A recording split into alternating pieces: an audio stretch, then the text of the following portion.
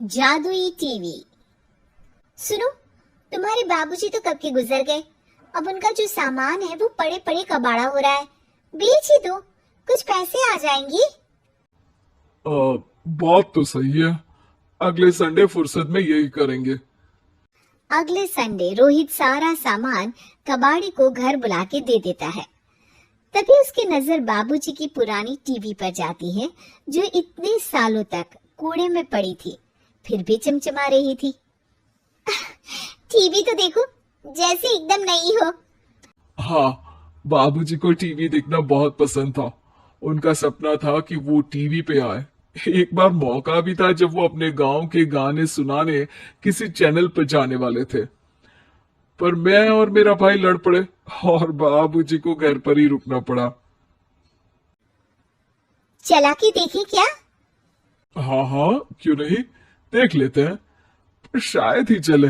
बाबूजी ने उस लड़ाई के दिन के बाद टीवी देखना ही छोड़ दिया था।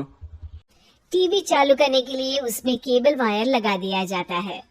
एक न्यूज चैनल चालू हो जाती है। स्वर्ग की सीढ़ी के रास्ते हैं तीन, तीनों के तीन रास्ते हैं संगीन। पहला रास्ता है सांप की बीन, दूसरा रास्ता घर में बिछा कालीन, तीसरा रास्ता कलकत्ता से चीन। ये क्या बकवास खबर है, कुछ अच्छा लगा दो। अरे आप बोलो तो सही, कोई अच्छी खबर सुना देता हूं।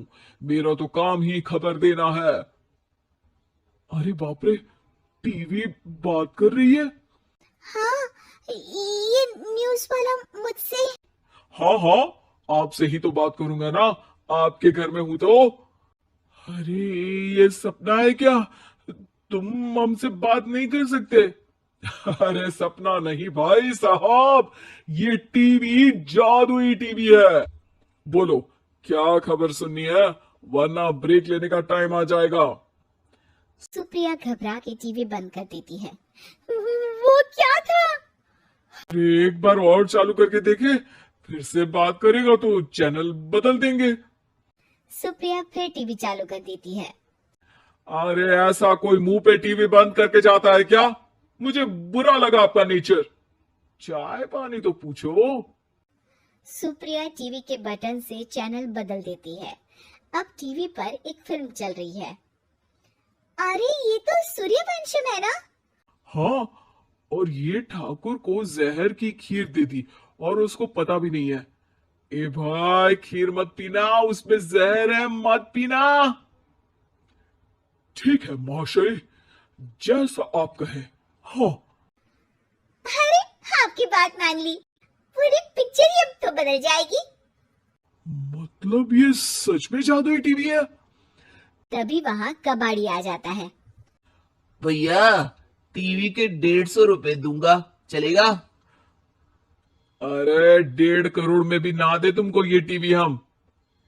अरे 1.5 करोड़ खरीदने को होते तो तुम्हारे घर में ये पानी चाय नहीं पीता, अंबानी या टाटा के घर बैठा कोल्ड कॉफी पीता। रोहित कबाड़ी का हिसाब करके उसे वहां से चलता करता है और अपने भाई शशिकांत को फोन लगा के बुलाता है। शशि थोड़ी ही देर में वहां पहुंच जाता है। क्या हो गया भैया? अरे बाबूजी का टीवी याद है? हाँ हाँ, जिसमें घुसे रहते थे हमेशा वो, और अपने को कुछ नहीं देखने देते थे। अरे वो अब जादुई टीवी बन गया है। भैया, आपकी बकवास करने की आदत अब तक नहीं गई। अरे आपके घर में बच्चे हैं, अब तो बड़ों जैसी बात करो। रोहित जाके टीवी चालू कर देता है। टीवी पर एक जादू का शो हो रहा है जिसमें एक जादूगर है। अब मैं अपनी टोपी में से कबूतर निकालूंगा। श्रिंग ब्रिंग शरिंग बॉम फोपा फूफी फूफा बाऊ। टीवी से कबूतर निकलता है और शशिकांत के सर पर आकर बैठ जाता है।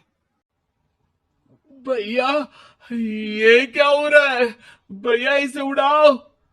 ए कबूतर, जा जा, कबूतर चल निकल। अब मैं टोपी में से सांप। सांप सुनते ही शशिकांत कांप जाता है और भाग के टीवी बंद कर देता है। भैया, सॉरी भैया, मैं समझ गया ये सच में जादुई टीवी है, पर एक बार और ट्राई करते हैं। पर भाभी, कोई दूसरा चैनल लगाओ, जिसमें डर ना लगे। सुप्रिया टीवी चला देती है और न्यूज लगा देती है। अरे कितने दिनों बाद मुझे याद आया। बताइए क्या खबर सुनाओ। और ये नया आदमी कौन है?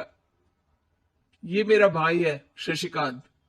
ओह यस, वही है ना जिससे तुम लड़ लिए थे किसी बात पे, और तुम्हारे बुढ़ाओ पिताजी गुस्सा हो गए थे और टीवी को संन्यास दे दिया था। हैं? तुमको कैसे पता ये सब? इस टीवी में रहने वाले आदमी से लेकर कबूतर तक को तुम्हारे बाबूजी और तुम्हारी बातें पता है, इसलिए तो ये जादुई टीवी है। ये टीवी क्या कर सकती है वैसे? तुम जो मांगो दे सकती है। कहानी बदल सकते हो, खबर बदल सकते हो, कोई चीज मांग सकते हो। अरे भैया, ये टीवी मैं लेके जा रहा हूँ। बाबूजी का लाडला तो मैं ही था ना। अरे ऐसे कैसे? मैं बड़ा बेटा था। अब तक मेरे घर में टीवी थी ना।